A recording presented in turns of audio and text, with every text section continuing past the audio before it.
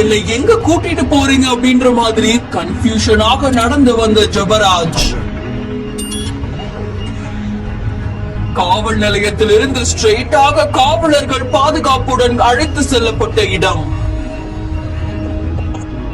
ஆங்காங்கே காவலர்கள் நிற்க, ஒரு காவலர் கையை பிடிக்க, ஒருவர் தோள் மேல் கை போட நீதிபதி வீட்டுக்கு அழைத்து செல்லப்பட்ட மத போதகர்.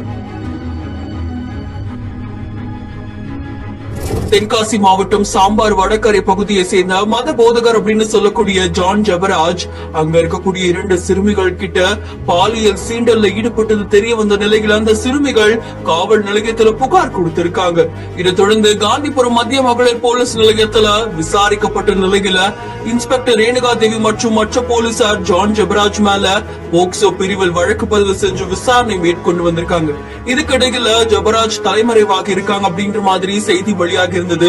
அது தொடர்ந்து மூணாறு பகுதியில பதுங்கி இருந்தது தெரிய வந்திருக்கு. ஜான் ஜெபராஜ் அதிரடியா கைது செய்த காவல்துறையினர் அவரை நீதிமன்றத்துல ஒப்படைக்கிறதுக்கு முயற்சி செஞ்சிருக்காங்க.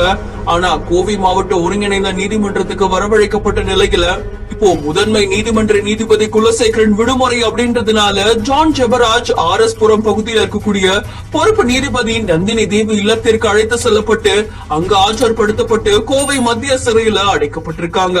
ஜான் ஜெபராஜ் 25ஆம் தேதி வரைக்கும் நீதிமன்ற காவல்ல வைக்கணும் அப்படின்னு நீதிபதி நந்தினி அவர்கள் உத்தரவிட்டிருக்காங்களாம். இந்த செய்தி சமூக வலைதளங்கள்ல பரபரப்பை ஏற்படுத்தி இருக்கு.